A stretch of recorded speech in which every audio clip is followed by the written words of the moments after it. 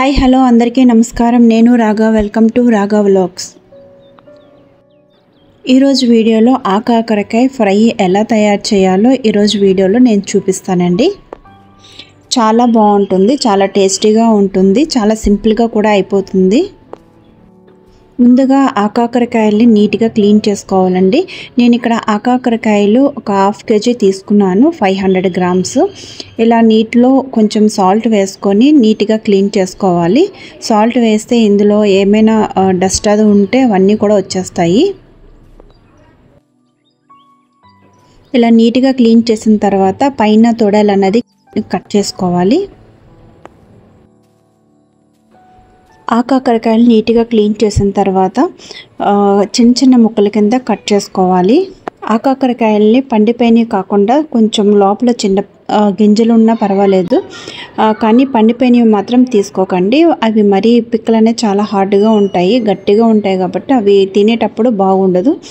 ఇలా ఉంటే మీడియం సైజులో ఉన్న ఇలా పిక్కలు ఉంటే సరిపోతుంది. లేదంటే పిక్కలు లేకపోయినా సరే పర్వాలేదు, పిక్కలు లేకపోయినా మంచిగా దొరికితే అవి కూడా తీసుకోవచ్చు. చూస్తున్నారు కదా, ఇంత చిన్న చిన్న ముక్కల కింద కట్ చేయాలి. ఇలా చిన్న చిన్నగా కట్ చేసి పక్కన పెట్టుకోవాలి. ఈ ఫ్రైలోకి ఇలా పౌడర్ అనేది తయారు చేసుకొని వేసుకుంటే టేస్ట్ అనేది ఇంకా చాలా బాగుంటుంది. ఈ పౌడర్ చేసేయడానికి ఏమేమి కావాలో ఇప్పుడు చూద్దాము. చిన్న సైజు కొబ్బరికాయ ముక్క, అది పచ్చిదైనా పర్వాలేదు, ఎండిదైనా పర్వాలేదు. 15 వెల్లుల్లి రెబ్బలు, ఒక 1 టీ స్పూను ధనియాలు, ఒక హాఫ్ టీ స్పూను జీలకర్ర. ముందుగా కొబ్బరి, ధనియాలు, జీలకర్ర ఈ 3 మిక్సీ పట్టాలి, బాగా మెత్తగా అయ్యేటట్లు.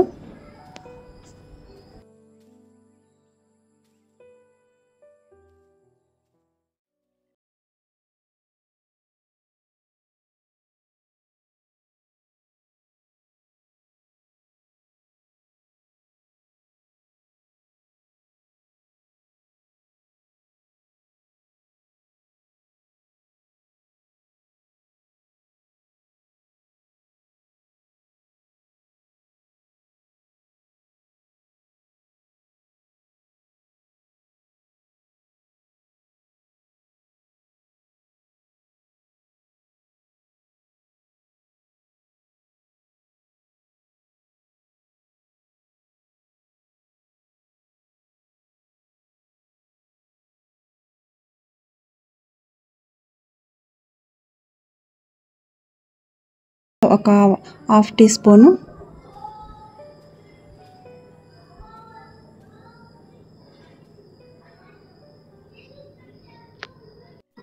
ఈ పోపులు కొంచెం ఫ్రై అయిన తర్వాత ఒక 3-4 ఎండుమిర్చి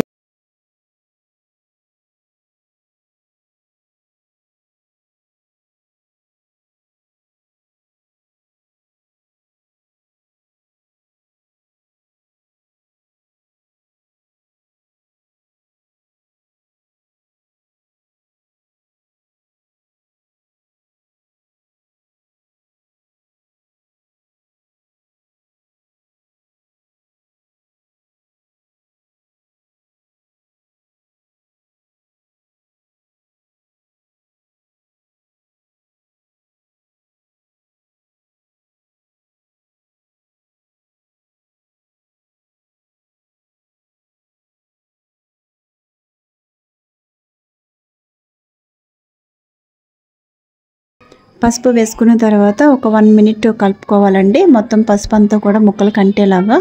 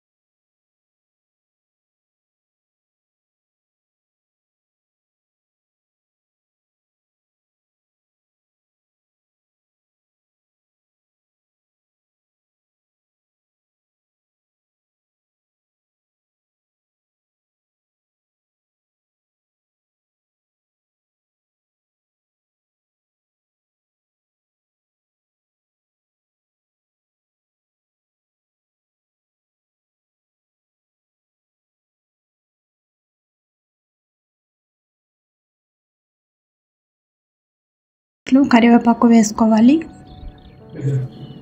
కరివేపాకు వేసిన తర్వాత ఒక 1 మినిట్ పాటు మనము ఫ్రై చేసుకోవాలి.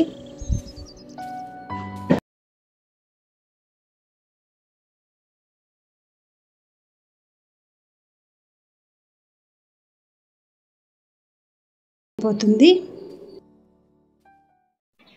ఈ వీడియో కనుక మీకు నచ్చినట్లయితే please like, share and subscribe. Thanks for watching. Next ఇంకో వీడియోలో కలుస్తాను. Thank you.